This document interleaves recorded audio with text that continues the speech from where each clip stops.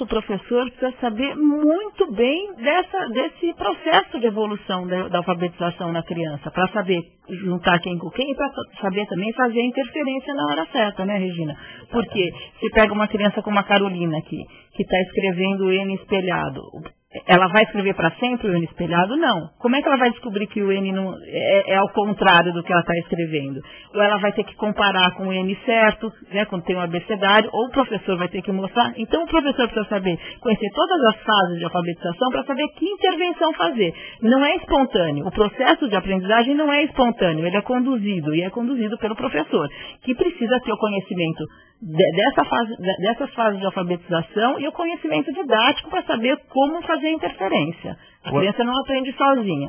Agora, nessa edição especial da revista, vocês dão uma orientação também específica para o professor, como ele deve agir nos primeiros dias de aula. Eu queria que vocês falassem um pouquinho disso também. Qual a importância desse comecinho? Então, é muito importante que o professor faça um diagnóstico das fases da escrita da criança. O que a criança já sabe sobre a escrita, em que ponto que ela está desse processo, né? Porque só assim ele vai saber formar esses grupos, essas duplas produtivas, e só assim ele vai saber o que ele precisa ensinar. Então, esse diagnóstico do que as crianças sabem, do que as crianças não sabem, é muito importante. E essa é uma das matérias interessantes do especial que a gente fez. E também tem um vídeo mostrando para os professores como fazer esse diagnóstico no site da Nova Escola. Bom, tem um ouvinte aqui, deixa eu ver o nome dele aqui. É o Luiz Fernando, ele é de São Bernardo, ele está contando o seguinte: meu filho começou a ser alfabetizado numa escola construtivista e não se adaptou. Aí nós mudamos para uma outra escola e na nova ele foi colocado logo na segunda série. Só que não conseguiu acompanhar a turma também. Hoje está na terceira série e não está indo bem. E ele quer uma orientação, ele quer saber o que ele, como pai, pode fazer para ajudar. Você pode falar isso? Olha, eu acho que ele precisa conversar com a coordenadora pedagógica da escola, que tem a responsabilidade de colocá-lo a par do que é que está acontecendo com o filho dele, né? Que tipo de dificuldade ele está encontrando, se é numa disciplina só, se essa dificuldade tem a ver com várias disciplinas, da onde vem a dificuldade para fazer um encaminhamento condizente com ela. Bom, e quando se chega numa determinada série, que vocês mesmos citaram aqui, né, que às vezes tem aluno que está numa série mais adiantada, mas não está devidamente alfabetizado. Esses erros que vão se acumulando lá na frente fica mais difícil corrigir. Como é que deve ser feita essa correção? De que forma é a mais adequada? Precisa formar grupos de apoio. Toda escola que tiver alunos ou defasados, né, no seu desempenho escolar, ou às vezes até defasados na idade e na série, né, a escola precisa organizar grupos de apoio, às vezes até em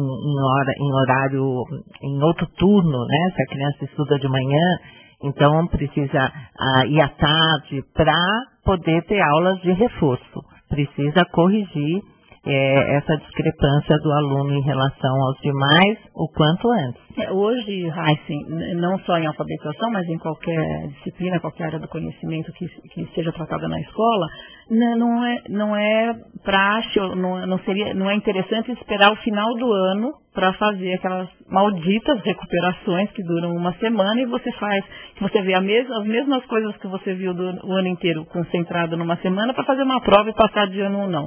Hoje, o que se espera da escola é que assim que o problema seja detectado, né, seja ele em fevereiro, em março, em abril, que a escola já promova essa recuperação imediatamente. Não é para o problema se estender ou chegar no final do ano e ficar, você não aprendeu, vai repetir, porque... Não, a professora já detectou em fevereiro que essa criança já veio com algum problema, com alguma dificuldade de aprendizagem do ano anterior, ou se naquele semestre ela percebeu a dificuldade, imediatamente a escola deve providenciar algum recurso para essa criança avançar e conseguir acompanhar a turma.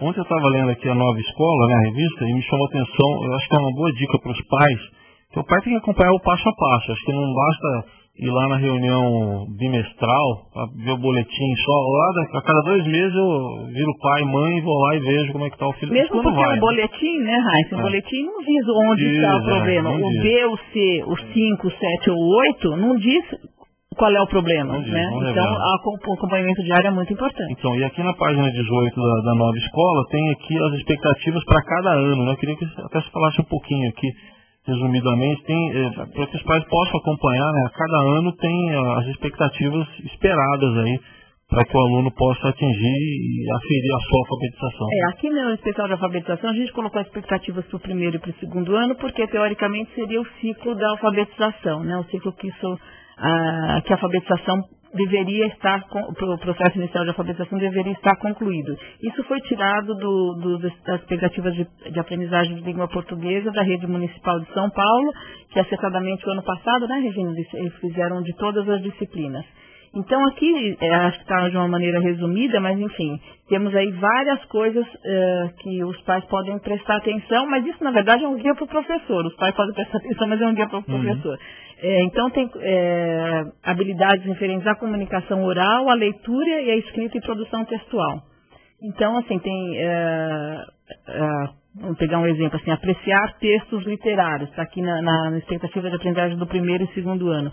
Que a gente sabe, a gente estava comentando aí no intervalo, como as crianças se interessam pelos livros, né? Você vai numa livraria dessas modernas que tem um espaço infantil, elas, como a mesma coisa você levar num parque de diversão, elas ficam lá horas folheando e tal.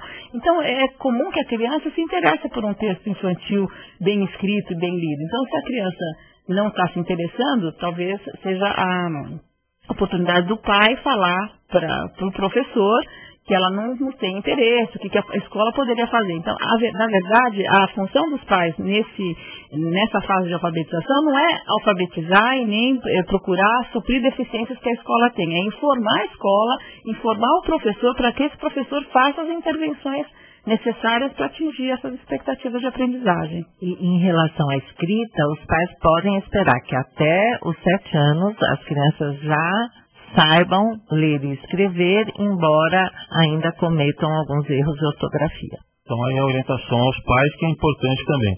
E daqui a pouco a gente volta com o último bloco aqui dessa conversa. Eu queria falar com vocês um pouquinho sobre o ditado também, né? Quem não se lembra do 2 pontinhos, não, como é que é? 2 dedinhos, parágrafo, não é isso? 2 dedinhos, parágrafo, ditado. A professora falava assim, ditado, né? Cada sílaba, né? Pausadamente. Não deu falar. Não, você pode, quem não deve é o professor. Então eu posso, então tá bom. Eu fiquei assustado.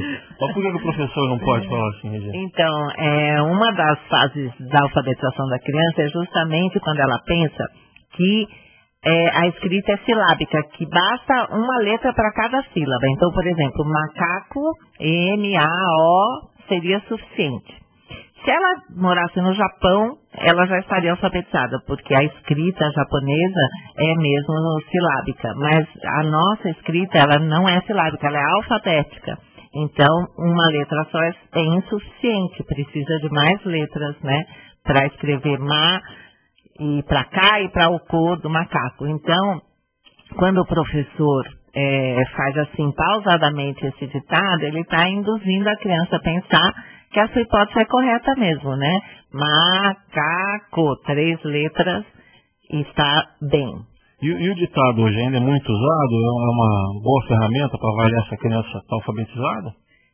O ditado, ele é muito usado para aquele diagnóstico da escrita a que a gente se referia, né, para ver como que a criança está escrevendo, em que fase da alfabetização ela está, e também, às vezes, para trabalhar a ortografia. Aí são 2 conteúdos diferentes, né, um para saber se ela já sabe escrever e o outro para saber se ela escreve certo.